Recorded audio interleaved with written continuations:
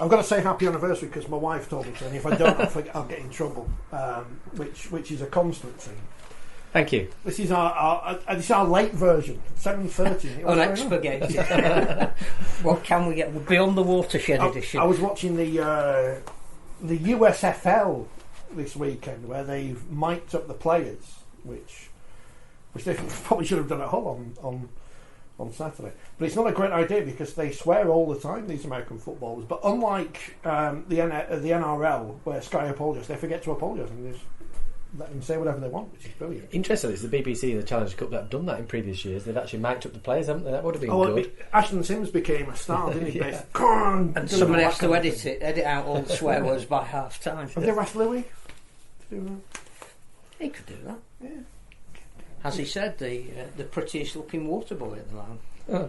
Is that a poll? Do we open it up to the public? Is Louis McCarthy Scarborough the prettiest water boy in rugby league? Let us know. Is this our version of Derek and Clive when they were drunk? Oh, you won't know that reference. It's a cultural reference. Well, I don't get it, I must admit. No. Peter Cook and Dudley Moore. I've heard of them, yeah. Did a parody, Derek and Clive, which was very funny.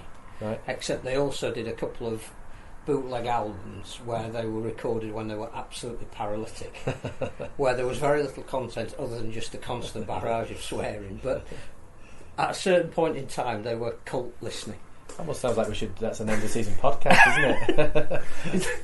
That was one of the words they said a lot on that. Yes, yeah, possibly misheard. Yeah. I mean, I think that's still my highlight of the season. Is going to, because you've been to a million season launches, you ask the same questions over and over again. You go to Cameron Smith, what's it like being a cult?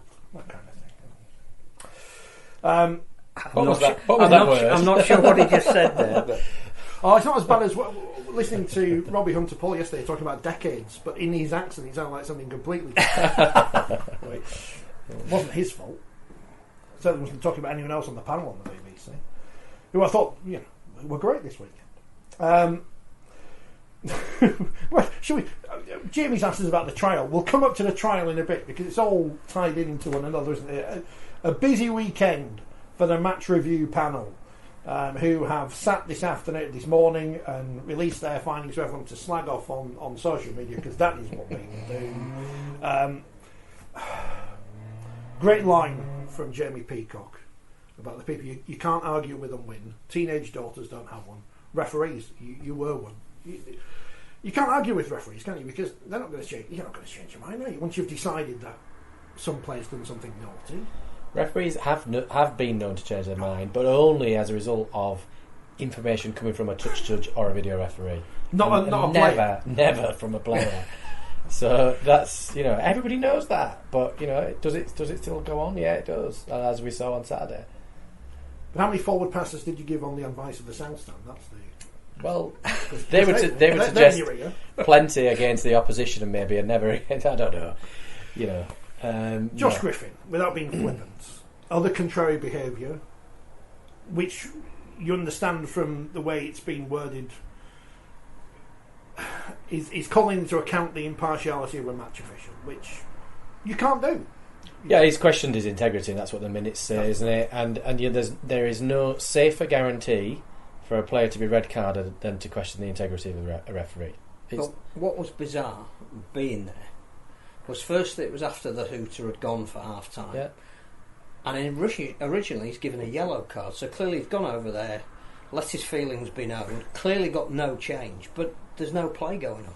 Yeah. So to then go back and get that yellow turned into a red, there can only be one person culpable for that. Yeah. And that is the player themselves. And the shame is that he again was probably arguably maybe Texoy Hull's best player in that opening 40 minutes, and we have seen particularly this weekend that having 12 players doesn't necessarily mean you're going to lose. In fact, there's one team that did remarkably well. Well, we've talked about that before. We talked about Leeds Rhinos the other week, didn't we? It did cost his team the game. Yeah, I mean, I will go back just because I've said this on record before around particular incidents in games. Hull were still capable of winning that game, as we saw at the weekend. Yeah. Wigan played 74 minutes with 12 men. Yeah. Leeds at Wigan a few weeks ago won with 12 men. So it can happen. It does happen. So to blame Josh Griffin, in my opinion, is he's wrong. Did it have an influence on the outcome? Without doubt. Yeah. The only thing with that is that, again, watching the way St Helens... See, the thing about Warrington not winning with 12 men is that they didn't play very well. They didn't exploit Agreed. that.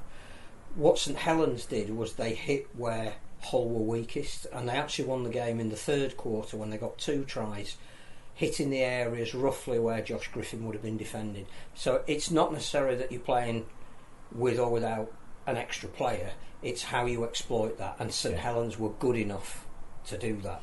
Agreed, and look, don't get me wrong, it makes it so much more difficult to defend when you've got 12 as opposed to 13, but it has been done before. I mean, yeah, there's a couple of points I would make on this, is that, you know, people will say, well, they'll go back to the decision, was the decision right or wrong to penalise for the ball steal? Well, I would just say irrelevant. Mm-hmm. It doesn't matter whether it was right or wrong. I don't think the video evidence is conclusive in either way, to be honest. So, but it's immaterial. A decision has been given that a player does not like. I've given decisions. You've seen lots of examples where decisions are being given that are actually correct, and the player still doesn't like it, and then will object. Now, the hooter's now gone, so you can't then blow a penalty. So that option's taken away from him. Josh Griffin sought the referee out. He went to him. He initiated the discussion, even if it was a one-sided discussion. And he was given a yellow card, and that would have been the end of it. That should have been the end. Yeah. I mean, again, if you're a slightly hot-headed teenage player just making your way in the game, but you know, Josh has been Hull's best player for the last 2 or 3 weeks. He had a huge impact in that first half, but he's a very experienced player. I don't know why he had to go back a second. You know, if he got the yellow card and he'd spent the first 10 minutes on the sidelines, he's already harming his team. What on earth possesses you when you're an experienced guy? He just lost the plot. He lost the plot, and you know it won't be the first, and he isn't the first, and he won't be the last. But no doubt behind the scenes, it was interesting at the half time, showing the camera in the dressing room of Gareth Ellis and Jason Davison, I think more or less informing Tony Smith, who's probably missed it, what's happened, and that must have been a bit of a bombshell for Tony Smith. But Tony was great in the press conference. Yeah, there's no doubt that some profanities have been said. I don't know the detail of it, but I trust the referee wouldn't send anyone off without a good reason, so we'll just have to wear it. Yeah, and you can't say fairer than that. Hats off. And you know, yeah, look, I think you could see again on that camera, because they showed in the second half, didn't they, when Saints had started to score, Griffin in the dressing room with presumably his partner and child.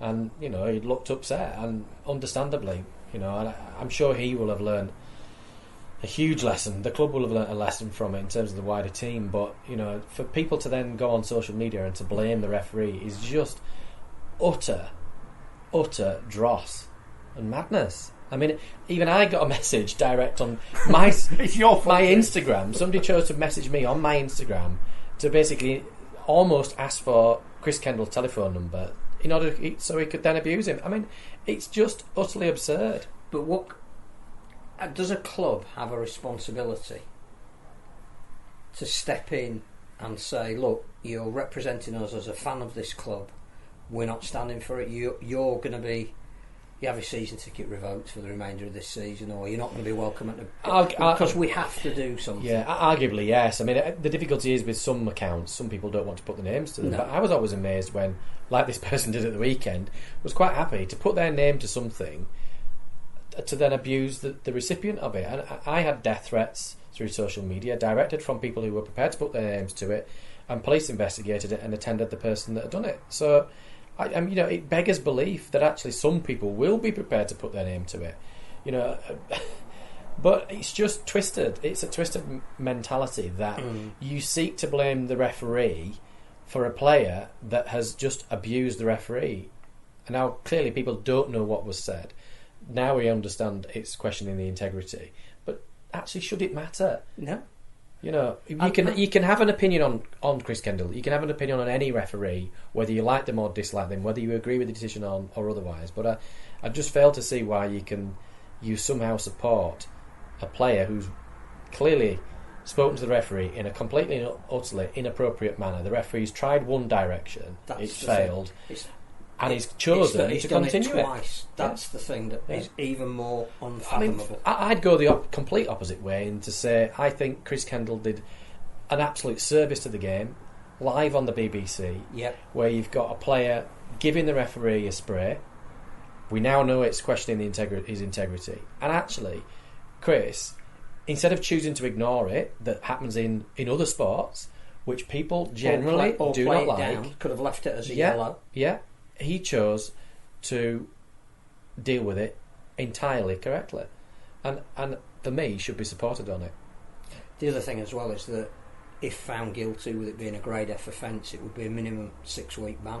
Yeah, that's going to leave Hull again in short-handed at a time in the season now where it's really important for them to try and go on a run to try and make the 6. Absolutely. So it's just one of the most crass things I've ever seen. And then you get into the realms of, well, how does that compare to somebody who's thrown somebody and landed on the head? And they're just different. You can't compare apples and oranges. They are different. One, is one worse than the other? Well, that's for the match review panel to decide, and that's ultimately then for the RFL disciplinary to determine. But is it right that a player questions the integrity of a match official? Absolutely not. Well, we've also seen, as we predicted last week, that Josh Maguire got his hefty ban and is on a plane out of the country, which I think is the right way that has been handled. And I know there's some people saying, oh well, the evidence was, some of it was redacted. The fact that the player and Warrington didn't appeal it tells us everything we need to know. He knew that would most likely be the end of his full-time professional career. But I don't think we've ever had a weekend of 4 quarter-finals where 3 of them have had a man sent off. No. I can't think of another time where that would have happened. But I think that's all for very different offences. I think it shows a reflection of the intensity of the games to some degree. The pressure that perhaps players feel they're under, the pressure to get a result within the 80 minutes because they're a stepping stone away from Wembley. I think maybe that puts an added pressure on players and makes them do things that they perhaps wouldn't do on another day. And 2 of the 3 are just bizarre in terms of the player themselves has tried to take the law as they see it into their own hand. The third one, which will also carry a very hefty fine, is purely terrible technique. I mean, what was Kai O'Donnell? He somebody who has away. Been a great player so far this season. And it can go wrong. Tackles can go wrong. He's not intentionally spear tackled him. It's a tackle that's gone wrong. It's reckless. Is it deliberate? Well, no, I would say it's not. But that still doesn't mean it's not a red card. It's a completely, utterly reckless tackle. Once he raises cocks that sort of elbow up, there's only the player in possession is only ending up in one direction really, and he recognised himself, the player, didn't he, O'Donnell, that he'd got it wrong, and he really knew the outcome before the referee even got the card out of the pocket. And Cade Ellis is one I don't understand either. And early stage of the game, 6 minutes in, high intensity, season potentially on the line for him because his contract's up at the end of the year. Lead with your head can only lead to one course of action. Yeah, again, we saw it in the grand final a few years ago, didn't we, when Wigan played St Helens and all that build up and Ben Flower and very early in a game where players are sort of pumped up and they've come out of the dressing room and all that. But again, it was a nothing situation, and then Ellis goes and seeks Ratchford out, the sort of push, and then it ends up in that. It's just, if you're a coach, he's an absolute coach killer. Ultimately, it didn't affect the result for Wigan, but people would have then pointed the finger at Cade Ellis had Wigan gone on and lost that game. So, he's gonna face a few games in terms of a ban as well, isn't he? 3 matches as grade D, didn't he? Yeah. And gave up a goal line dropout. They got a goal line dropout from it, and to lay their head on Stephen Ratchford. Bizarre. Just back to Josh Griffin for a moment. We obviously just mentioned the other Josh and Josh Maguire. He didn't learn from his initial incident, which meant that he got a second longer ban. This will be the first one for Josh, and as well as the lengthy ban we're expecting, you'd also expect then some kind of education programme in there as well, as Maguire got earlier in the season. But what's going to get him on the line at a game or something? I don't know whether in those situations they do put players on a course. They may do. I'm not sure. But I don't know what the reaction was post game. I did a game once at Hull FC where the stewards basically, and the head steward, the ground safety team, advised me it was unsafe for me to leave the stadium, and I had to have my car driven inside the stadium bowl, to get out. And that's the standard policy at the ground when they host a football game for referees. I physically couldn't leave the ground; it was unsafe, and that's not the first occasion that's happened. I know that happened with Ian Smith at that same ground. Is it acceptable? No, it's not. It's totally unacceptable, irrespective of a referee's performance. I may have performed badly on that day, but actually really shouldn't matter. Yeah. Well, this goes back to the football issue at the moment with disaster chanting, which is a terrible name for something that's been going on for 40, 50, 60 years. When was the Munich air disaster? So 58, so going back to at least then. And you can't tell me that in 2023 football clubs don't have the technology to be able to point out the people in their grounds who are chanting about this and that and the other various thing. I'm not saying that every rugby league ground has the technology to do the same, but you'd be able to pick out or have an idea of who is, and especially on social media, abusing people, not just match officials but opposition players, and ban them and set an example and say, look, we're not having it. And there was an example on social media, I think a couple of weeks ago, with Anthony Taylor, a football referee that had gone to referee, was it the Roma? The Europa League final, that's right. And he was travelling through the airport with I presume his wife and his daughter, and they were verbally abused, and then somebody chose to launch a chair towards them, and rightly so. People were horrified on social media. Was that because it wasn't any English teams involved? No, it's because Mourinho. And who won't get any punishment?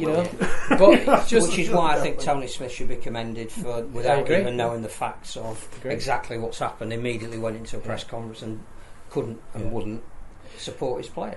By the way, I would say this thing, in terms of social media, I suppose we shouldn't get carried away with those people. There were a lot of people on social media, by the way, sort of bagging Chris Kendall and the situation, but I still maintain that the majority of people in rugby league would support the referee's actions and would support the strong handling of dissent. Yeah. Nobody in rugby league, or I would say the majority of people that watch rugby league, don't want to see it go down the avenue of football.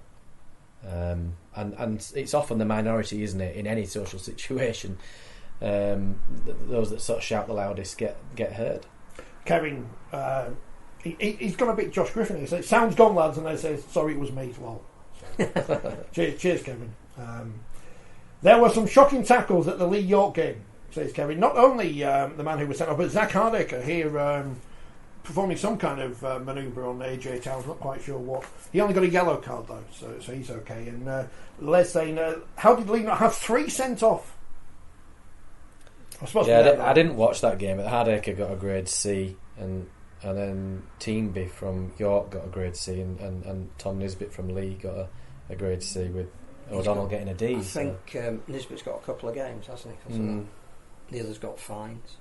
The only thing I saw from that game was the O'Donnell tackle. Heat, intensity. I mean, this is I think I've asked you this before. I'm going to ask it again anyway. Because there is the insinuation, and especially when Origin comes around, referees referee knockout games differently. Yeah, well, they don't really. I mean, certainly that saves the tournament. Look, you get to a major event like an Origin game, like a Challenge Cup final. The last thing you want to do is be blowing the pea out the whistle, because nobody wants to see that. And at the end of the day, it's not just another fixture, is it? It's a major showpiece event. So if the referee can allow play to unfold, he will do. But ultimately, if players and teams are intent on misbehaving, then the referee has really got no alternative if players don't respond to the comms. I mean, I think the grand final I did in 2017, I didn't really give many penalties. I probably could count them on one hand. I don't think I gave a penalty for the first 30 minutes of the game, something like that. So, I mean, at least you turned up though, where Castleford didn't. So. Yeah. I think we saw that in the World Cup a bit, didn't we? That there was there wasn't an instruction to referees to referee it differently, but there was a slightly more laissez-faire attitude to just let the guys play. They all come from slightly different competitions, that they're all refereed slightly differently on a week-to-week basis. So you use a bit of, not so much leniency, but allow players to be told in a game what they might be doing wrong rather than instantly penalised. Yeah, they were, and that more or less is the sentiment that we discussed as a group of officials for the World Cup, that we were there to try and facilitate the entertainment for the general public at large across the world, and there was going to be a large terrestrial audience tuning in to those games, and it was a 4-week tournament, something like that, with players coming from all over the world with different referees, different interpretations, etc., and coming together for a very short tournament. The way in which you can referee a short tournament like that is not sustainable in a domestic competition. And in fact, I don't know what the penalty count was in the first Origin game, but there were a lot of penalties in that game for an Origin game. Early on there were, in the first half hour. And so, the referees have sometimes been criticised in Origin games for not refereeing the game really in a way, and you've got to strike that balance as a referee, particularly with the ruck, that if you choose to ride with some slow rucks, that it just doesn't descend, and the game then becomes just so slow and frustrating to watch, frustrating to play. So you've got to find a balance between talking to players, and if you can get a response, you get a response, and you keep the whistle in your pocket. But if you don't, then you come forward with the whistle. But look, that's just the art of refereeing. It's not a science; it's an art. Well, why aren't you going to spend all the money then now? Because they've got the 1 quarter spot, 2 quarter spots. Going to test Wakefield's hand on John. Well, Matt Lodge is, I think, being released by Sydney Roosters. I wouldn't be surprised if he might be somebody that they were interested. We'll see what happens. Comes with a bit of history. Oh, that's perfect. Yeah. When's he going to get his first ban? I mean, they go straight into. We're not going to do worst 13s or whatever, but Josh Maguire straight there into the first 13 of worst Super League signings in the history of the competition. It's terrible. Played 7 and had 19 matches banned. Did it's not the greatest investment I've ever made, is it? No, one try. Oh well. I don't want to stick the boot into Kevin because he's a Warrington fan, isn't he? But he says we were shockingly bad. I thought we pinched at the end, which we would have done, but as usual we blew it. Wigan deserved it. They wanted more. I think they'd have still with 11 men. Chris Roberts, Aka, Ted fit. What does that mean? Well-drilled teams are clinical and ruthless and know how to manage games against 12 men. Unfortunately, my team didn't have any of that. Nearly pinched it, but a criminal forward pass summed us up.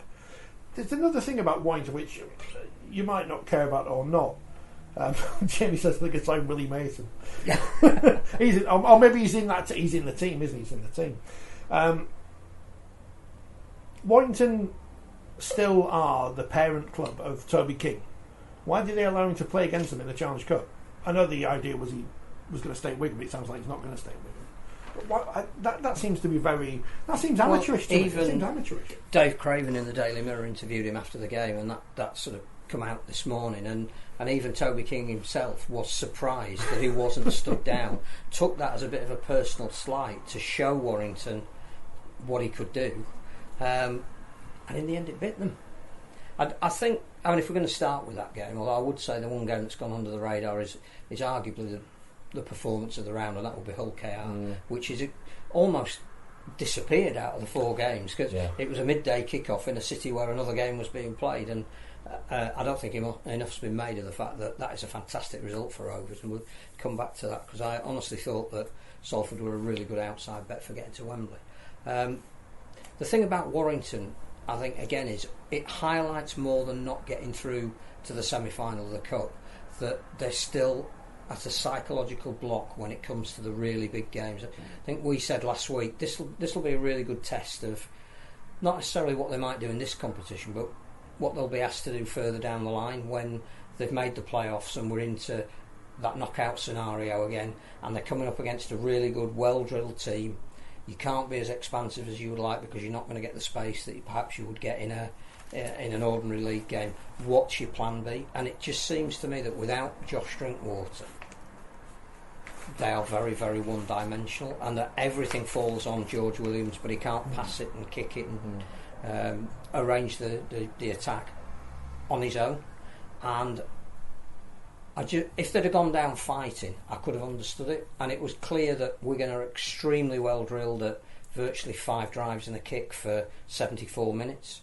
Did it really well, and the fact that their kicker was on great form as well meant that they turned the ball over where they wanted to, and then relied on their great defence to pick. But what did Warrington actually throw at them over that 74-minute period where they had it? How many times did they create an overlap? I couldn't think of one until the very last minute when they then threw a forward pass. We're assuming it's a forward pass. It was given as a forward pass. I think if you're watching it on the television, the angle of Peter Matauti's hands seemed to be that he's pushing the ball forward. I didn't hear too many complaints from Warrington fans that cost them the game and they deserved to win it.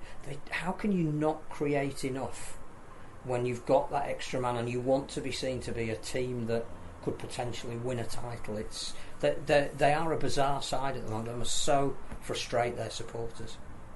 Well, we can sort of book this thing. Well, the phrase about form goes out the window when you have a derby game or a cup game. They kind of almost lived up to that, didn't they? But I think what it just showed was that their experience in big games. I appreciate the Warrington squad has changed. If we go back 12 months, it's changed. That squad has changed an awful lot. So they haven't grown as a squad where they've gone to a major final or maybe lost a major game yet. And I think that's maybe what advantage that Wigan had in their armour. I think you're absolutely right in the way that Warrington played. They clearly missed Drinkwater's influence, but I didn't see a forward that was looking to dominate the opposition, to work off. Paul Vaughan, everybody quite rightly said, has been one of the form forwards, but you can't play the way he plays for an entire season. And already he's probably played 3/4 of an NRL season, so he's getting to the point where you can't just rely on him. But there was nothing else. There was no other forward that was dominating their opposition. You're right, and I just wonder to what extent the pressure, because I think Warrington were probably, by most people, the favourites in that game. Now, I wouldn't have been able to pick a winner, if I'm honest. No. Particularly with Wigan at home. But suddenly with a black man sent off after 6 minutes, then people are thinking, well, this is almost a foregone conclusion. And then the longer that Warrington don't really convert that advantage, the pressure builds on them. But even things like Matt Duffy's double movement, again, for an experienced guy who's played in the NRL, that's sheer panic at a point where you're not playing the game, you're playing the expectation around the game. And that's what I was sort of referring back to early on when I was saying about this is a Challenge Cup and the differences that it has on a player, both whether that be foul play or dissent, or in Duffy's case, that which was just stupid. Yeah.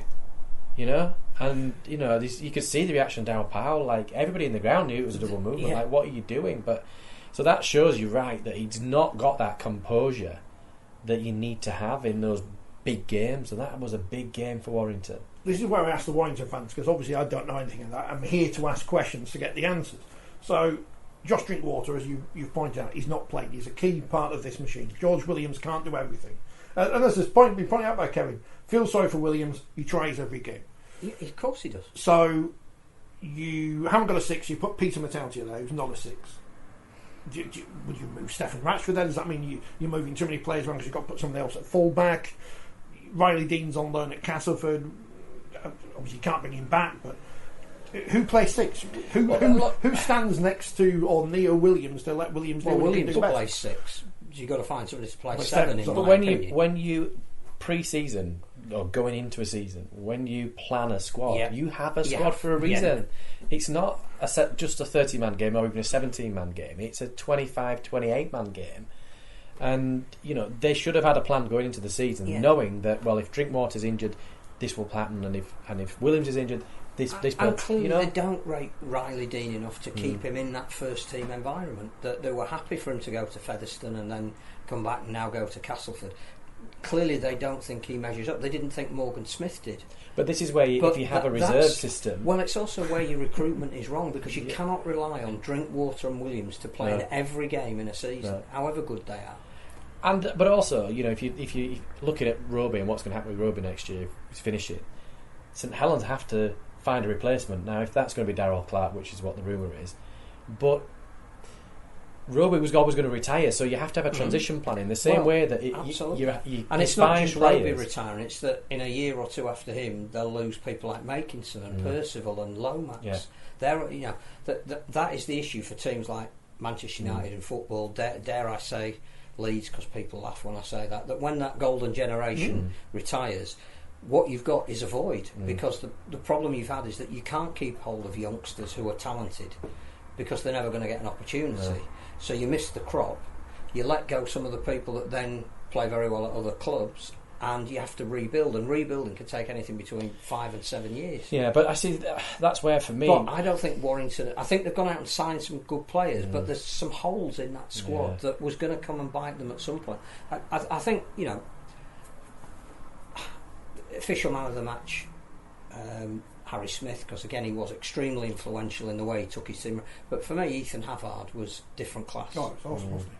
And you can see why the NRL were interested in him as one of the next crop of youngsters. It's brilliant that we're going to immediately the day after re-sign him, and that might again be to do with the marquee extension, which we were told was to stop young players going to the NRL. I hope that if that's how it's being used, brilliant that Havard's going to be in front.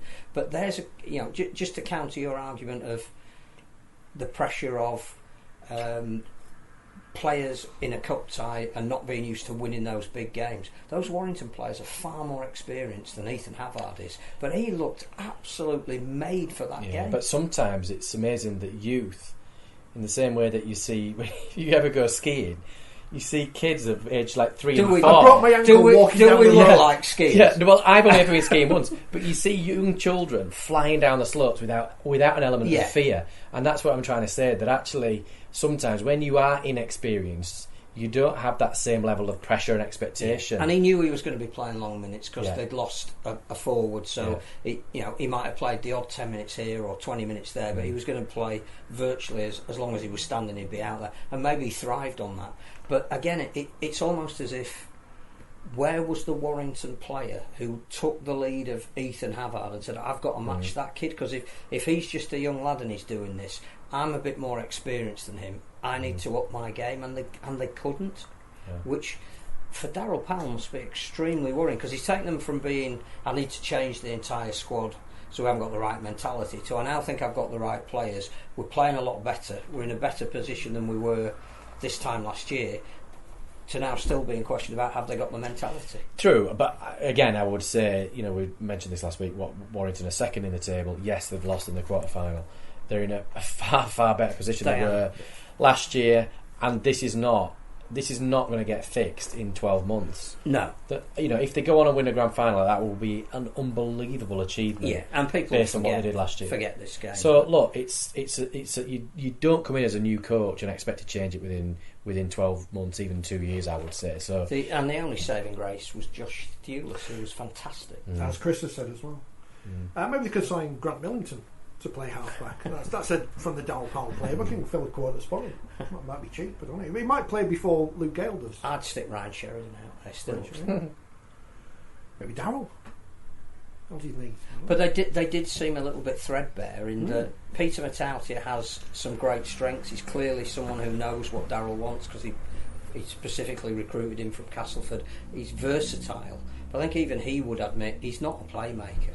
And when you've got that extra man to exploit, it just seemed like square pegs again in round holes. So Captain Hindsight here sits here and says, what a waste of money Josh Maguire was. You could have spent it on a halfback or something, or some cover. Well, what I would say is, being at Hull, they are going to get great value out of Jake Truman, because clearly he's coming back from an extremely long and difficult recuperation process for a really bad ACL injury. But every week he's doing a little bit more, dominating a little bit more, taking the team around the field a little bit more. And they didn't have Jake Clifford this week, and Truman still was a very, very important player for them. That's the kind of player that maybe Warrington should have been looking at. Amazing flashback during the commentary as I was watching on the telly when Ben Curry was getting close to the line and Dave Wood says he's dropped the ball. I thought Craig Murdoch was back in my ear from that final at Wembley when Danny Houghton made that tackle 52. Will he be Warrington's year? We don't know. Not in the cup. As James says, the second in Super League. talking about Hull then, on the pitch, St Helens, they're back now. We've been saying for weeks St Helens are back, and they're in the semi-finals of the Challenge Cup, beating Hull 30-80. You were there then, for BBC Radio Merseyside. Did you have to put on a Hull accent? No, nor even a Liverpudlian accent, fortunately. The thing about Saints is I think that's the first time in more than anybody could remember where they've named an unchanged team, and it looked as though it was a machine that was well oiled, going through the gears. They didn't play as well as they would like to have played and as well as they'd played in the previous 2 games, but certain players in certain positions just made sure that they won that game. Johnny Lomax made a defensive mistake to let Tex Hoy get away. After that, almost impeccable in the way he took his team around. James Batchelor is proving to be one of the best and most consistent second rowers in the game. That, you know, him and Curtis Sirenin together is as good as second row pairing in terms of your work rate and your skill set. They knew that they had, again, some defensive issues when they lost both of their centres and had to put second rowers there, but because they all know their job, what they lacked in speed that you know Mark Percival would have had and Tommy Makinson would have had, they made up for with game sense, knowing the position to be in. So there was a vulnerability wherever Conrad Horrell defends. There's a little bit of a vulnerability. So when he's then moved out to the wing and there's a second rower playing inside him, that's why Hull, even with 12 men, got some change out of attack. But Saints never buckled. And I just think, again, they're in a place at the moment whereby they're picking from strength. They might lose a couple of players to injury, but you really wouldn't bet against them at the moment. They could not break Hull down. And again, Tony Smith absolutely right, Hull fans absolutely right. Match Saints in a lot of areas, but matching them wasn't enough to beat them over the full 80 minutes. And you just cannot fail to be impressed with. You know, Jack Wellsby probably didn't have his most dominant game. Missed a high ball that led to a try that gave him a few jitters towards the end. But then he immediately went and scored a try, which is what great players do. When that move was unfolding, Wellsby knew exactly what play he was coming into the line and what he wanted from the service for that ball to crash on and score. And he didn't try and get overly involved and overplay. He just went, I've sized it up, Hull a week there, it'll probably be about the 4th tackle when the defence has been pulled from the right to the left. I need to hit that hole at pace, and he will have told somebody that he was coming onto it. That's what class players do. They do make mistakes, but it's how they then rectify them, and that's why Saints were so impressive. I agree. I thought it was just a professional, pretty workmanlike professional performance. Really, it wasn't perfect by any stretch of the imagination. But we said last week, it doesn't have to be in a cup, does it? It's about the result, not necessarily the performance. But I don't know. There were some comments, weren't there, by Lamb, Adrian Lamb, about the cup draw being known before the game. So I don't know if that was insinuating that because they'd drawn St Helens, that it was almost like, well, what's the point? Yeah. I don't know. I don't know did it give York an advantage that they could be playing today? But why didn't you even do it at half time of a game that's in the balance? I mean, it's give it. You want the biggest audience to see it, and there's a narrative then running through it. The bit I didn't understand was doing the 1895 draw before the York League game had finished, because that was done on local radio, so it wasn't even in the glare of BBC publicity. But then when the draw was made, people are going, but if York win and they're ahead at half time, they won't be in the 1895 Cup semi-final because they've got to play in the Challenge Cup semi-final, and then if they win that, then they'd be in the Challenge Cup final. They wouldn't even be able to play in the 1890s. They're like, why do the draw then? I thought they closed down local radio. Is it still going? Oh, you're on it, so you must be. No, I must say, I listened to the York League game on the local radio, so it must have been. And exactly as you've just said, nobody will remember the score. It's how you get to the next round. So full credit to Lee for overcoming having a player sent off early on, going down to 11 men in the first half. Their second half, against an admittedly weakened York side, was incredibly professional. And for all that Josh Chandler kept dropping the ball in the first half, when he needed to score in the second half, he did. The experience of people like Tom Briscoe and Zach Hardacre, Lachlan Lamb apparently didn't have a great first half, ran the show in the second half. That's all you need to do. But again, so full credit to York for being ahead at half time, for scaring a Super League team. But it's a Super League team that won. See, again, I sound like a broken record, but this top 6 inches, that has to have had an effect on league. Yeah. I mean, people last week were talking about it was just by how many, and they'd scored 100 points against York last year and all the rest of it. And I never thought it was going to be that sort of score, to be honest. But that has to have an effect on the players going into that game. And I just think they thought it would be a reasonably comfortable especially when win. they looked at the York team. I think had 7 out that would normally be starters. I think that the other thing that it raises the question of is, will a part-time team ever really be able to sustain an 80-minute performance against a full-time team?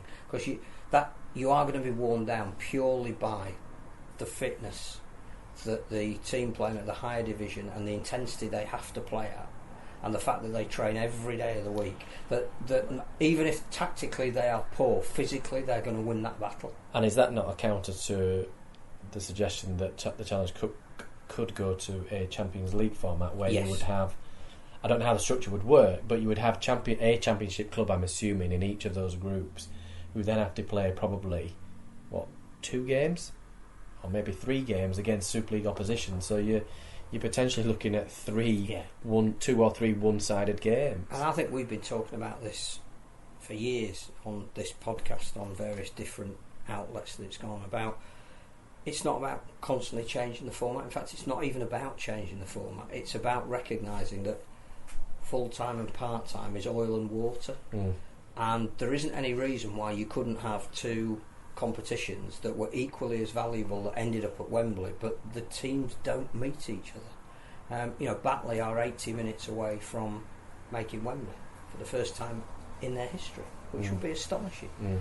If they hadn't played in the Challenge Cup this year, but you offered them a route to Wembley in the 1895 or what used to be the Northern Rail, whatever you want to call it, why isn't that as important, significant, valuable? Because we're not going to get the romance anymore, and that was exemplified with York and Leigh. I agree, but that's why they changed the structure again. Going back to the structure, they changed the structure a few years ago, didn't they, to reduce the occasions where Championship clubs would effectively play Super League, because they came in around later Super League teams. So I actually would say that they've already made that change, and they don't really need to make another structural change to the competition. Leave it as it is. And judging by crowds, I know it's not on season tickets, so we've got 2 games where they weren't given an attendance for various reasons, but 8,000 at Hull, 9,000 at Wigan. You expect those crowds will be bigger when they meet again. Well, we'll find out on Thursday, won't we, whether the crowd will be bigger between Hull and Saints. Obviously it's different for travelling teams, fans on a Thursday rather than a Saturday. 7,500 season ticket holders. So I actually didn't think, considering how big, and we said this last week again, how big the stadium are, I didn't think it looked that bad. It sounded good. That's the main thing. Yeah. I've said before, and I think I've said on here, the amount of times you put the tennis on, and it's the French Open or Wimbledon in the first few weeks, the amount of empty seats you see on the show course, more at the French or US than Wimbledon. And that gets all this media coverage, and everyone's going on about all these great British tennis players you've never heard of and never will again after this next fortnight. But no one says, should take Wimbledon off TV, apart from me. There were 2 good cup games. I mean, there was talking points in the whole game, and I just thought the Wigan game was a cracking game. In terms couldn't of take your eyes off. No, it was that's exactly what you want for a cup match. And so the BBC were fortunate with the 2 games that they got. I would have liked to have seen a little bit more of Hull KR and Salford, which I know was on Viaplay, and if you subscribe, you could have watched it downstairs. Your wife was watching it, but the problem is, if you go to Hull, you can't watch Hull KR. That's the thing. You've not got Viaplay in the cake on whatever it's called. They didn't. They had the Test match on. And it was Rovers anyway, so they wouldn't have put it on even if they had. But from what I understand, Hull KR put in a tremendous performance. What a result! Not just, I know, sorry, the result, yeah, absolutely. Because result. I think people were saying Salford were probably the favourites because Hull KR were depleted. So to get the result, but again, the performance I think was from the scoreline. I mean, I haven't seen the game, but from what I understand, they were fairly dominant, really. There's something that Willie Peters has triggered there, which is probably working on the back of what Tony Smith started to do, because some of those players were Tony Smith's players, about belief. and it doesn't really matter who's playing in the shirt. This is how we're going to play. This is what playing for Hull KR means. I think George King epitomises that. And again, I've seen on social media the break that he made where he went to like 60 metres up the middle and just got caught but set up a try. The fact that, again, they recruit. We talk of recruitment. They lose Lachlan Coote. They lose Jack Walker. They sign Tanguy Zenon on loan, who was the match winner for them in this game.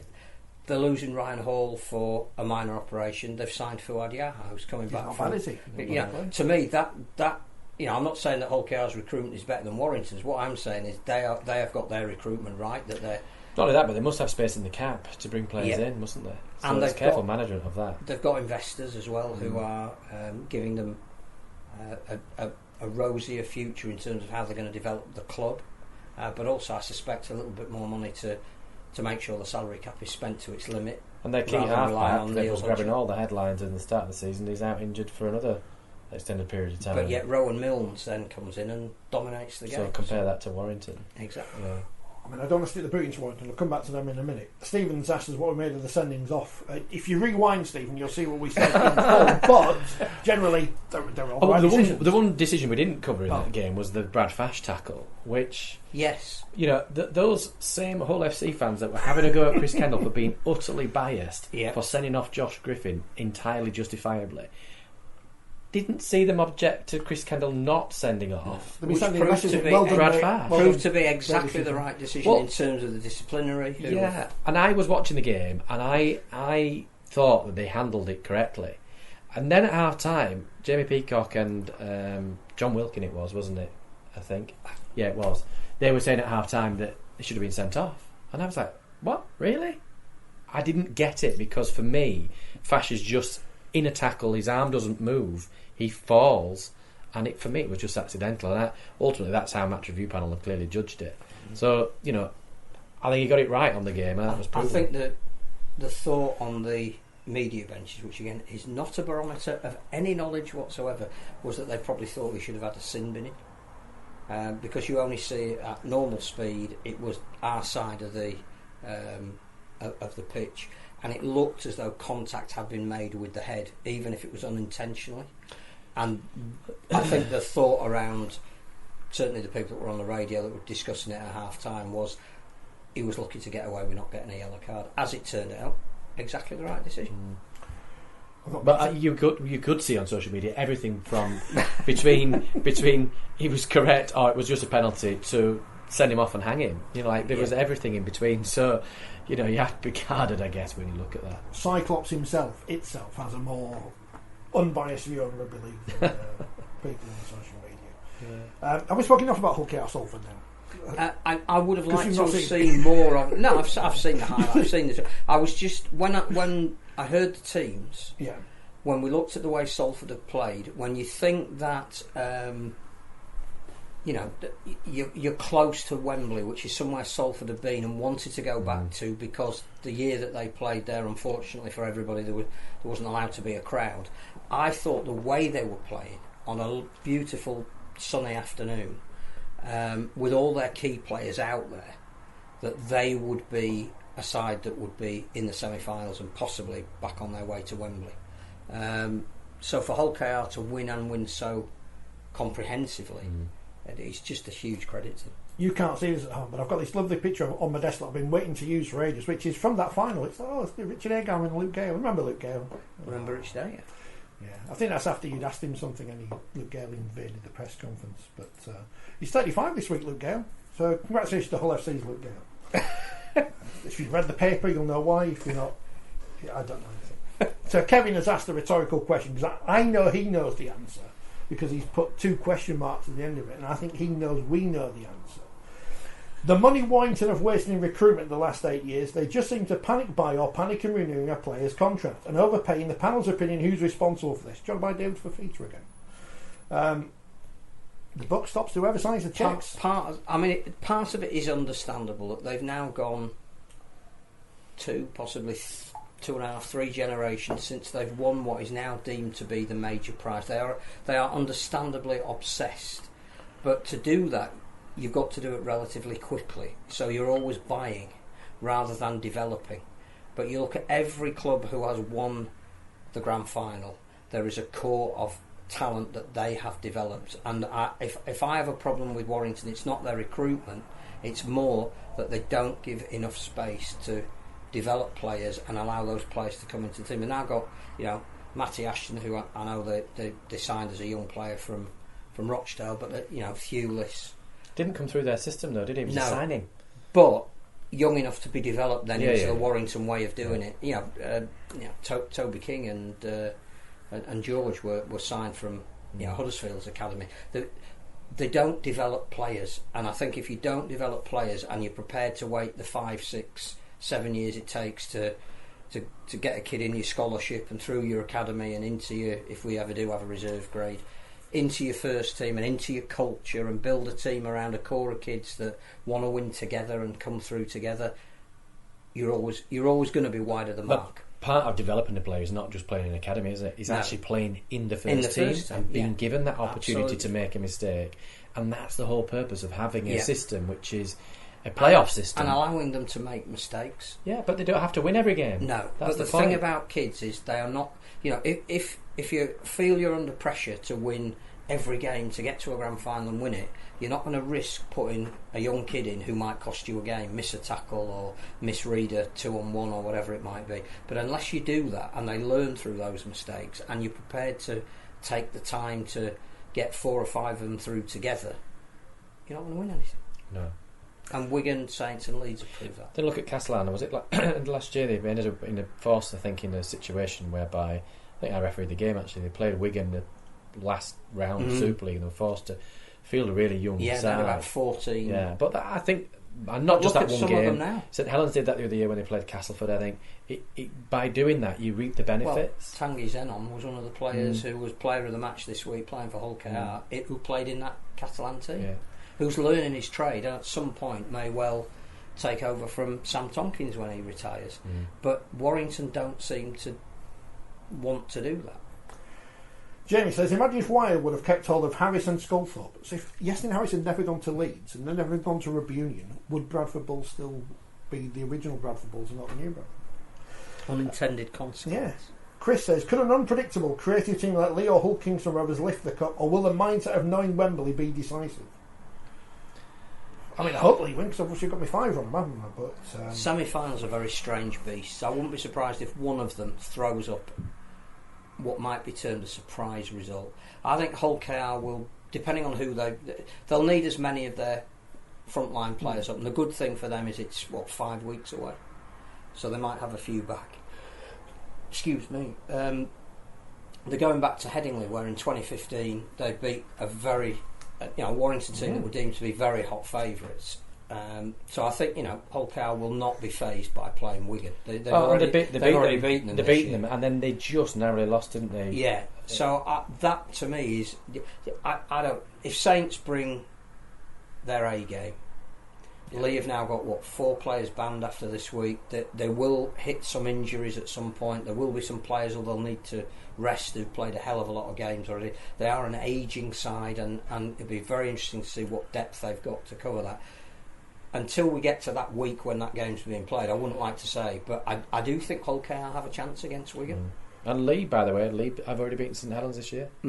So it can happen, but I think St Helens probably weren't playing as well as they were. No, it's fair to say at that stage than they are now. So, but a lot can happen between, as you rightly say, between now and the semi-finals. Wyre says, Chris, are like Man United in the 80s, trying to buy the league with only winning FA Cups. The class of '92 changed everything, so we've got to wait for the class of whenever to come through Warrington. Stephen has asked, what does Sir Phil... Are we on Boris's list or the King's? This is the question. Oh, this is from last week. Because obviously there's one list was good and the other was, what does he think about the ground improvements at Wakefield Trinity? Does he think there might be 14 teams in Super League next year? Stephen is clutching onto the same straws I am. These straws here. No, I don't think there'll be 14 teams, and I do think that what Wakefield are doing is absolutely commendable. We'll stand them in good stead wherever they are next year. I don't think this season's necessarily over for them yet anyway, but the fact that the whole vista of the ground has changed. When you arrive on Doncaster Road, it looks and feels like you're building a proper facility there for the modern day, so hats off to them. As we've mentioned, Sir Phil, congratulations to all the people who got honours. It's not going to be like last year when you put, and well done, Nigel. You can say, because that was the most withering piece of criticism in the magazine there ever possibly could have been. Understatement. John Dutton has got an OBE. Is that cyclist John Dutton? Cyclist John Dutton. Isn't it the case that whenever somebody leaves the sport, they get an honour? Yeah. Be that Nigel Wood, be that Stuart Cummins, I'm surprised it wasn't John Dutton. Sir Ralph Rimmer. Did Sally Bolton get one after the last World Cup? OBE, yeah. Brian Barwick, did he already have one? I think he had one. I think he had it in his black book. John Dutton was tweeting about cycling speedway. Speedway without motors, just cycling. Is that what they're doing? We need to talk about Oxford as well, Stan. Anyway, but 4 members of England's wheelchair rugby league team have been recognised. It says here in the Rugby League Express. Captain Tom Halliwell of Forty20 magazine has been given an OBE for services to writing columns. That's good. Seb Bashara, James Simpson and Tom Coyd have got the MBE. Now it's sad, and this is not just in terms of the England wheelchair team, but also the Women's Euros Lionesses last year, when they gave out gongs, like a right for the sun or something, for the cricketers in 2005, because we haven't won the Ashes for years, and Paul Collingwood got an MBE just for turning up for the final test. Why don't they all get one these days? It's nonsense. Every Olympian gets one, winning gold in the underwater scuba diving canoeing. I'm told that the model moved to the coach, the captain who gets elevated above the others, the best player in the tournament deemed by the DCMS, not England Wheelchair Rugby League. Mad Nads had a word, did you? Yeah. And obviously in James Simpson, that's more for services to the game, because although clearly he was in the World Cup squad, he's retired after 10 years playing for the country. So that's why those people have got the honours that they have. I was fortunate to meet James at Hull. He was there on Saturday to congratulate him. He still was talking about it's a team effort. So you've not been doing the trooping of the colour? He's been this one is for you. It's for what you brought to the game. Yeah, it must be quite difficult though, in a way, to receive an individual honour when you play a team especially sport. when he's a military guy as well, and all of his life has been based around reliance on those around him. But incredibly proud. He said he's going to wear his military medals to go and pick up his MBE. It's like when the radio awards come around every year, and I care about it less than I used to do. And you're proud when people you like win awards, but then you think, well, these other people have won awards and they're gits, and I don't really like them. So it's a bit, you've got a bit of a bitter taste in your mouth, but at least these people, they deserve them. So Yeah, that's good. and more of them did deserve it. Do they have any podcast awards in Mexico? Sadly no. I mean, there are podcast awards, but you usually have to pay to enter them. Which is why we don't enter them. Well, I mean, again, I'm going back onto my computer. You can't see this. I started doing this last week. So I was going to put a thing. Let's see, you can see your head there. Okay. And I can't find it now. But it was going to be like all those graphics you see these days with Man City won the Champions League and here's all the players. It was going to be us three with the Mexican flag behind us. I got Is there a can we get a scarf or a shirt or something? The Mexican Tijuana Titans. Yeah. In the Women's Challenge Cup, which is also ongoing, well done to Huddersfield, who scored some points, and the only team who lost has scored points. Where's Bella Sykes? Can someone tell me where she is? Because she's in the England Knights squad, which again, they shouldn't be called the Knights, could they?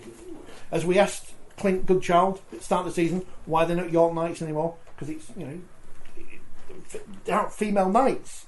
So, she's in the squad, unattached. She was at Huddersfield, we spoke to at the start of the season. Where's she gone? What's going on? Why does no one in Women's Rugby League say anything about anything? But Huddersfield lost anyway to Wigan 46-10. Leeds beat Lee 54-0. I saw she was there with I don't know if she was wearing a hat or not, but she was there. A bucket hat. York beat Cardiff 54-0, which I'm very sorry that I wasn't there yesterday to see. And it's interesting to see how Cardiff go on against these teams because they might be playing against them next year. And St Helens beat Warrington 36-0. Get well soon, Leah Burke, as we mentioned last week. She's got an ACL injury, which appears to be a thing in women's sport. I don't know why. I'm sure someone will be doing research into it, but it seems to be a thing that's happening. So the semi-finals. Yes. York against St Helens. See, I know this is a simple thing. It's a simple thing. I don't know why they don't do this on the telly as well, but it says Challenge Cup. Just put the word men's at the front of it, because then underneath you've got Women's Challenge Cup. They're the same thing. Leeds, St Helens, Hull, KR Wigan, and in the women's it's Wigan, Leeds, Saints and York, which is obviously... That's a biggie. But we know when and where they're being played Yes. as well. So Leeds, the women's Leeds team, have home advantage in a semi-final. They do, but Wigan will be playing in front of a load of supporters that have turned up to watch the men's. I mean, Wigan would have had to have agreed to that, I would imagine. But actually, it works in their favour because if they've got a big. There's going to be 4,000 or 5,000 people there that'll get there early to support both of the teams. Then that will partly negate it's at Headingley. No, I agree. From that point of view, it works, doesn't it? Because you've effectively got a Wigan curtain raiser semi-final, and you've got a Saints women and a Saints Absolutely. men as well. So, in terms of again your television audience, the more people you can get in there, the better. London, Halifax, and York battling in the 1895 Cup as well. So everyone's happy with the double headers. They've got the details out there fairly quickly this morning about them. So a weekend of rugby league on the BBC. Can't complain about that. Some people are concerned about the scorelines in the women's quarterfinals, but I think they're all as expected. I think the bookie's got at least one of them spot on, so it is what it is. Seems credible to me. Yeah. Something else about this. Oh, the Oddsall thing. So you went to the Oddsall Super Stadium, home of Speedway, or whatever it is, stock car racing, to see all of the penalties. So obviously we should scrap this trial after 80 minutes because it was a complete failure, Phil. No, I think the key word is it was a trial. I think we only believe in trials if they go our way nowadays. Do you not know this? I think one thing I thought coming back was that firstly the trial is absolutely valid, and we are in a sport that has always looked at change.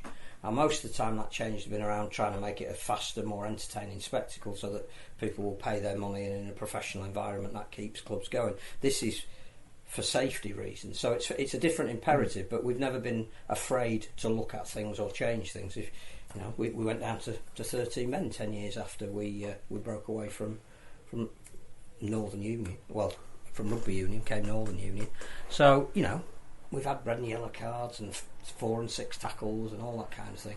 So this is the next road you go down to test whether we have to change the legislation around tackling and kick-offs so that some data can be gathered to then say it works, it doesn't work, we'll move it into the community game or into the full-time professional game. You have to start somewhere. So it's a trial. That's how that's the context behind it. Well, Jamie's brought us the numbers. So in that first game, there were 57 penalties, of which 49 were for tackles deemed to be above the armpit. Hull FC St Helens 45. Yeah. Newcastle Wakefield 40. So there you go. There's a trend immediately. It's going down. All three higher than my 37 that I gave him. You're outside the top. I was a trailblazer.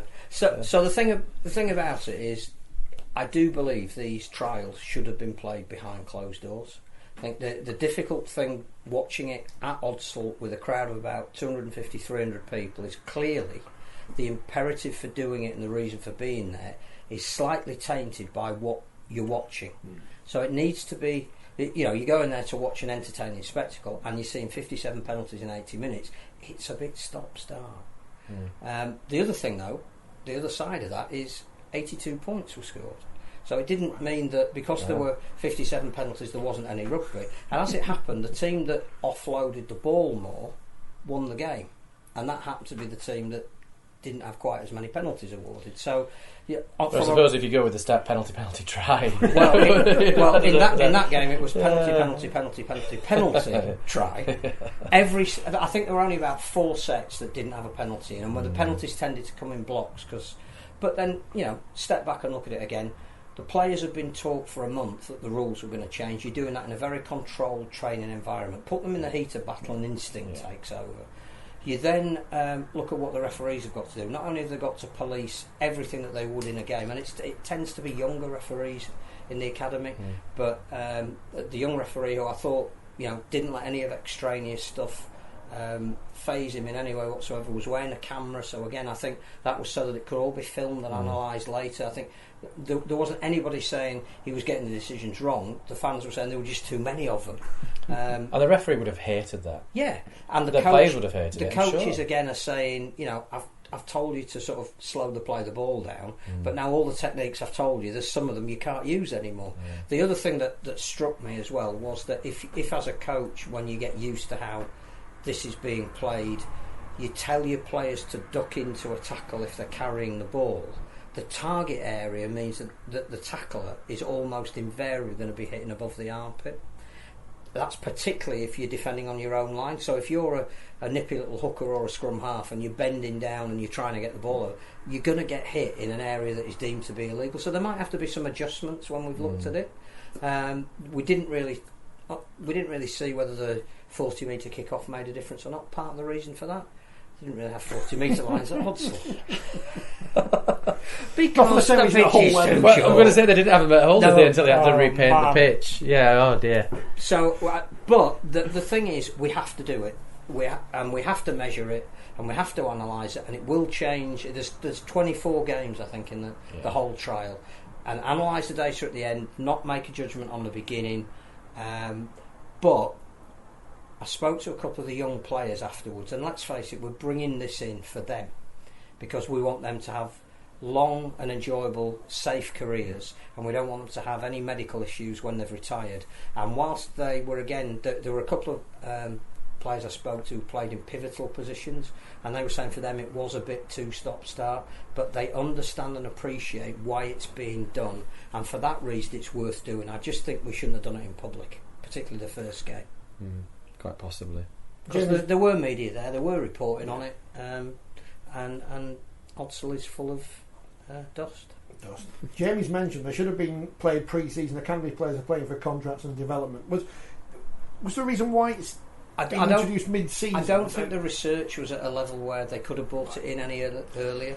I mean, it is. I mean, again, I would assume that coaches know how good players are. When you listen to Professor Ben Jones and some of the medical advice that's brought into, they've now got a brain. I can't remember the exact name, but a committee that looks at the brain committee. Well, it doesn't sound right, does it? Who's on the brain? I want to know who's on the brain committee. Well, I can tell you it's in the paper. And to pass an IQ test, you got to get it. It's in the magazine. It's not in the an IQ score of. Yeah, I wrote it. I just can't remember what I wrote. I'll tell you who's in there. Hang on. It's the HIA equivalent. The Brain Health Group. Thank you. Which includes such as Dennis Betts and John Wilkin, both have names that are spelt differently than how you'd think. Insurers Bartlett's and doctors Jemmy Phillips and Chris Brooks. Yeah. There you go. And it's led by Professor Ben Jones from Leeds Beckett. So I think that, as he said, you want to rush these things in and do the trials, but you've got to get a point in the research where he said they had numerous things they could have done, and they narrowed it down to 2. Yeah. And the Academy agreed to trial it for them, so you couldn't do it pre-season, I don't think. And it won't be instantaneous. The last game won't finish and they'll go, right, this is what we're doing. No. They'll take it away, they'll analyse it. They'll talk to the referees. I think they're absolutely vital. I think Marcus Griffiths, I think, is mentoring some of the referees that are going to be doing these games. He was there on that Thursday night just to make sure that the match referee didn't have to do any media, and talked about why they were doing it and what they were hoping to get out of it. And clearly, in terms of the litigation that is around at the moment, we have to be seen to be doing it. And there might be another trial that comes off the back of this, because it'll be informed from the data that's come out of this. So yeah, I think you can't draw conclusions off the first game and the first couple of games. Say, everybody talked about the 57 penalties. There were 82 points as well. So it's not changing rules for the sake of changing rules, no. just to annoy people. In the Championship this week, because that was on, which I may have missed out because it was the Challenge Cup week. Barrow beat Widnes 26-18. Widnes are suffering at the moment, in a bit of a slump. They are. They're falling down the ladder, aren't they? Bradford and Halifax do 22-all. Everyone loves a draw. There's no golden point. And I think Bradford scored 8 points in about the last 5 minutes as well. And they signed Lee Gaskell. And they've re-signed Lee Gaskell. Released from the team who were at the bottom of Super League and didn't want him. So a great signing for Bradford. Featherstone beat London 50 points to 6. Newcastle won a match. Well done, Newcastle. You've now won 2 games. Draws Keighley into it. Yeah, 18-16. I mean, this is where York, their game in hand when they have to play midweek, is going to be interesting, isn't it? Because they're level on points now with Keighley, and only 2 above Swinton, who were beaten by Batley 48-6. Keighley have got an enormous game this weekend against I'm going to that game. Guests of the club because it's their pride. Not playing, are you? No, I'm not playing, and I'm certainly not refereeing. So I'll be safe to get into my car, I think, on the way home, hopefully. But it's their annual Pride game, so I've been invited to go along. So Written about. Yes. Yeah. So Stephen and I, and we're taking Harris. We'll enjoy the afternoon. But as you rightly say, on the field, suddenly it's a massive game. I was trying to explain this to Stephen and impress upon him the importance of the game. I think it washed over him. He was just more concerned. Did you show him the league table? They would have New Zealand Sauvignon in the bar, and you know. Yeah. Well, it's far more. I mean, as we know, it's all about hospitality. Good man. Yeah. Good man. But no, massive game. Yeah. Do they have them in Keighley? I don't know. Toulouse beat Sheffield 48-10. Good result for Toulouse. And well done Sheffield for jumping on the Full Monty bandwagon and re-releasing their kit that was shown in the film. That might sell some shirts. It's like, that's clever marketing. You've written about Pride in the magazine then, and we have a ramshackle feeling about everything we do. So Armed Forces Week seems to go on for about 3 months in the Rugby League. No one knows when to have a heritage round or a charity shirt or this and that and the other. And certainly, I mean, I remember the immediate reaction to Izzy Folau signing for Catalans is Wigan came out and said, when we play Catalans, we're going to have a Pride match. This is what we're going to do. And obviously it didn't happen because of COVID. Can as a sport, knowing everything we know about people involved in it, can we have a Pride round? Can that work? Well, I think it can. It happens in football. It happens in rugby union. They have them in cricket. They have sort of matches. I think the way the RFL seem to have gone with this year is that they've sort of allowed clubs to choose their games when they're going to have these sort of events. Inclusion rounds. Inclusion rounds. But they're inclusion games as opposed to a round. And for me, I think it has a much more... it's much more impactful when the whole competition draws together to deliver a message, whatever that message may be, whether that's armed forces or whether that's Pride for for the month of June or Rainbow Laces campaign or whatever it may be. For me, in my view is I think the collective is usually stronger. And you're right in terms of Israel Folau. It was disappointing that Wigan then didn't have an event, even though that original fixture didn't take place. So, my disappointment with the Rainbow Laces campaign was that they introduced it and then it just all died a death and was not heard of since. 13 seconds. Yeah, well, they have 13 seconds now, don't they? But they obviously don't take any. It sort of became this sort of 13-second period where I don't know. People don't really know what to do. We barely get that now.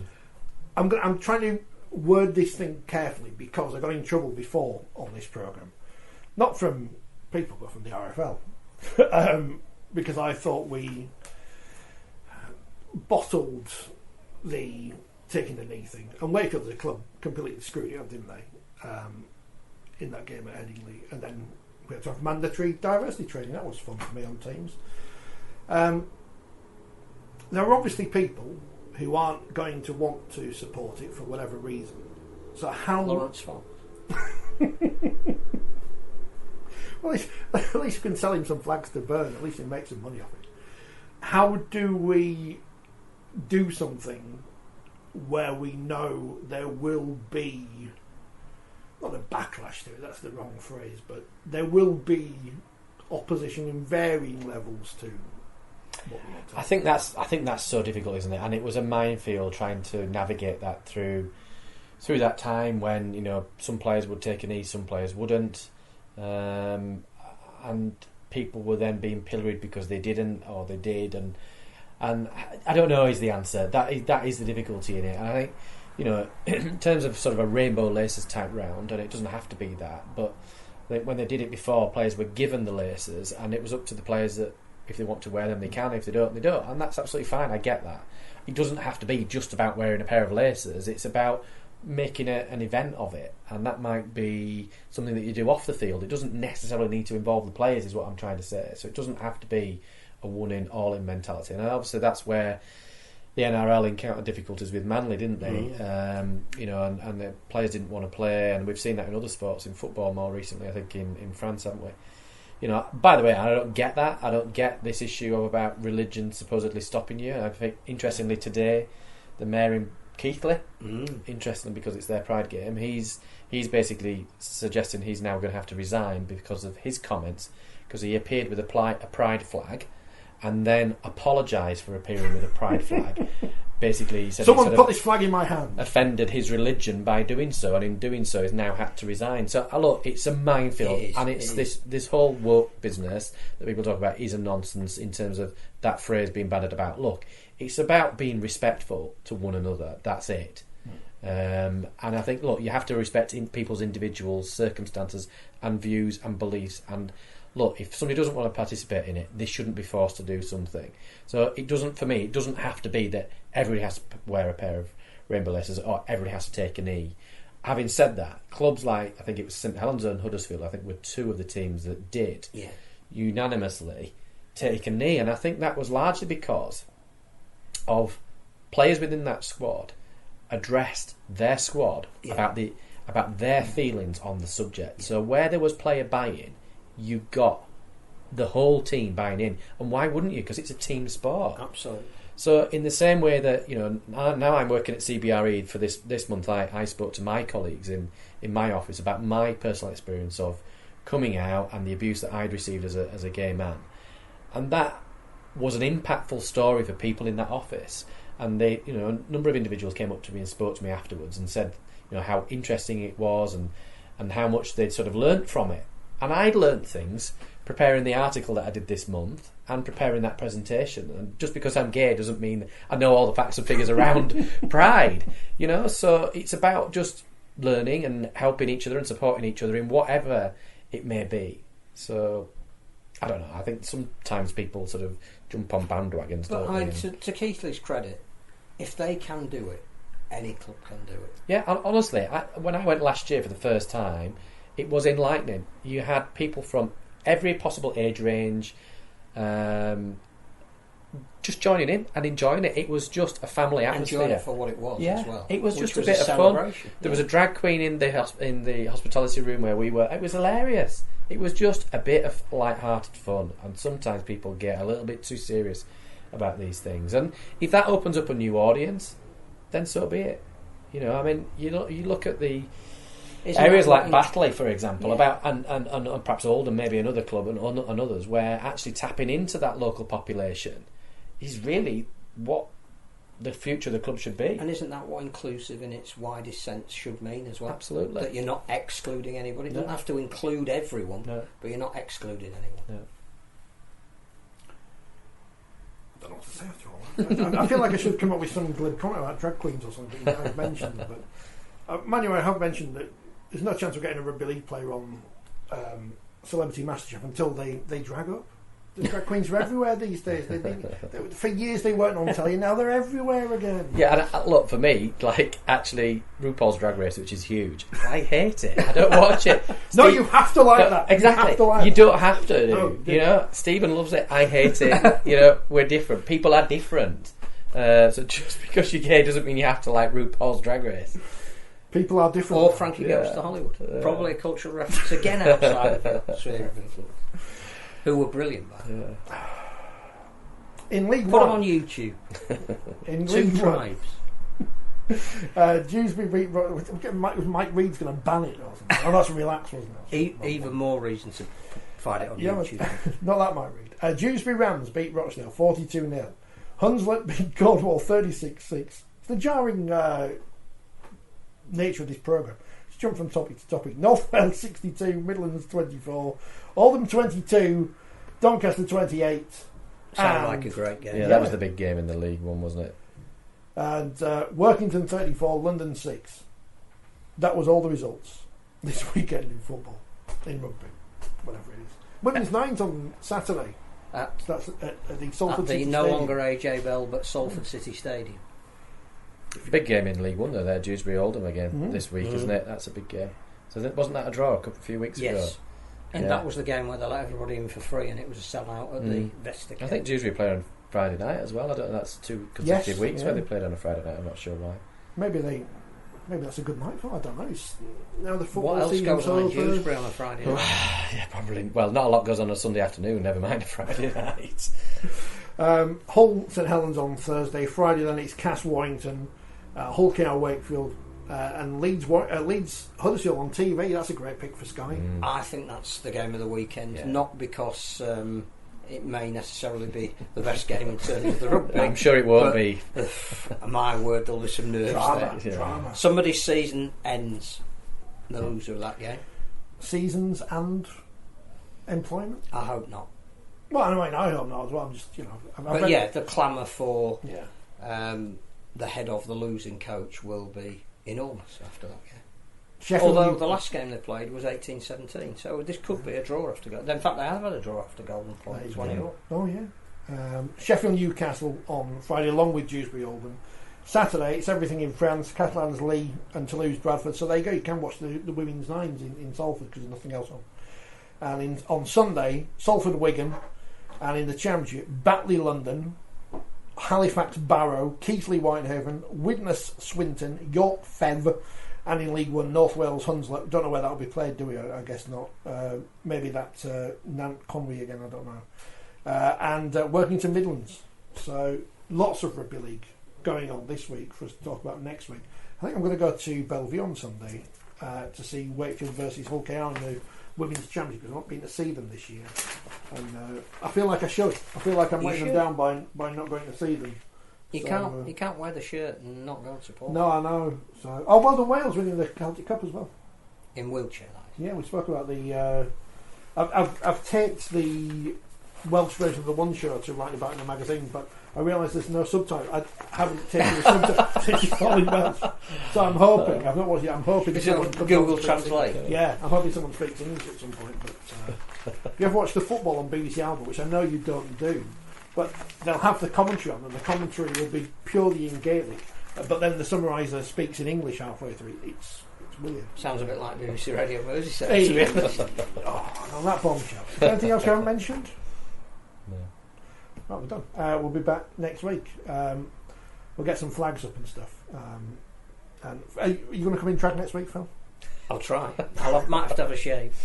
Well, it's been Unless- a while. No, you don't need to. You Kenny don't Everett. need to have a shave. Kenny Everett. It's all in the best. I was going to possible say sense.